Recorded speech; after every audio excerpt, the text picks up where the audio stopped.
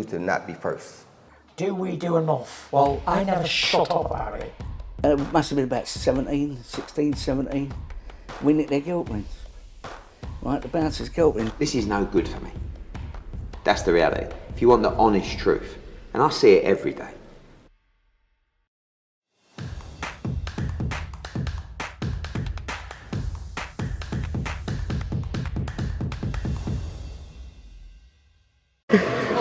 Andrew McCART, IFL TV. Darren, we're a bit stressed. I think your car's getting towed. Is that what you're stressed out about? The car's getting towed, yeah. I've only just got it today as well.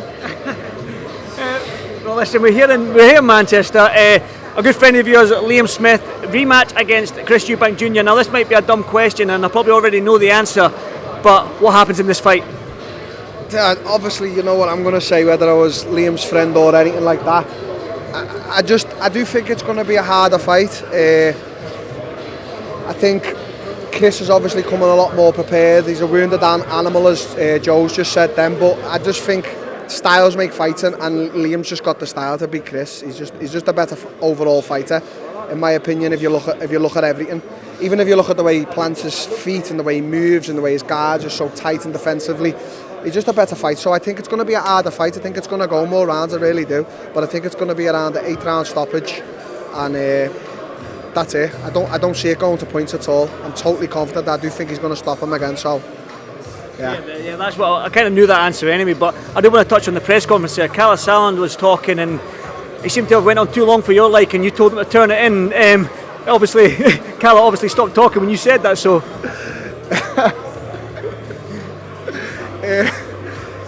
I knew it was you that said it, to be honest, Dan. I think everyone did.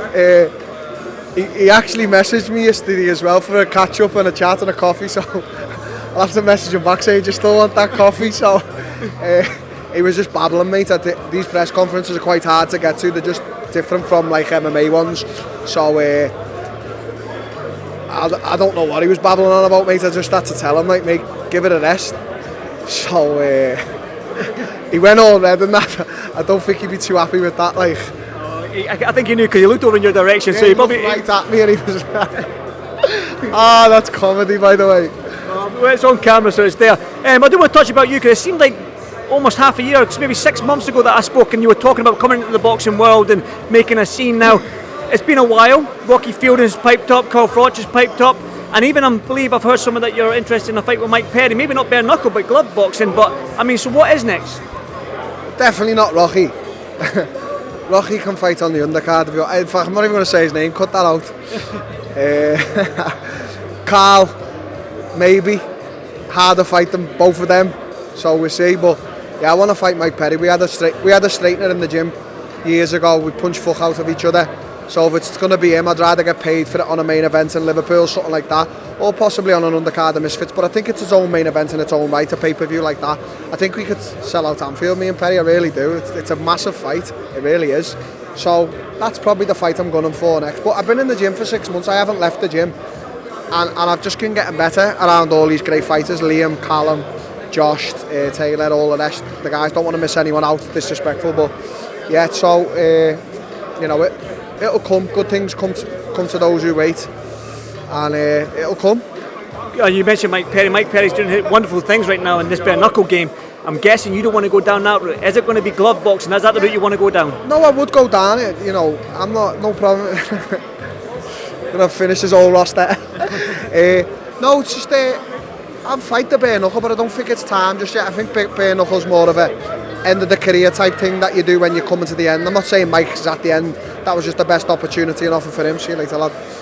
So yeah, I just it's nice to do it with boxing gloves on and both get a massive payday for it, which I think can happen and will happen. So yeah. You spoke about Anfield there. You talking how that needs to be a big event. That's going to have, surely it's going to have the Smith brothers on it at some capacity. Yeah, that's what I'm saying. Like, I think the whole Liverpool fight scene we've got going on now, I just do think like it's listen, say what you want. It's a fucking massive fight that people want. So why couldn't it sell out Anfield? Like, I remember when I was fighting at the Echo Arena, and the ticket requests went past the 70,000 mark. Do you know, I know that was years ago and it was bigger, but that's a fight me and Mike Perry could definitely sell out. I know we could, so we see whoever wants to put it on, whoever pays the most, whoever's got Whoever's got the biggest balls, get your checkbook out.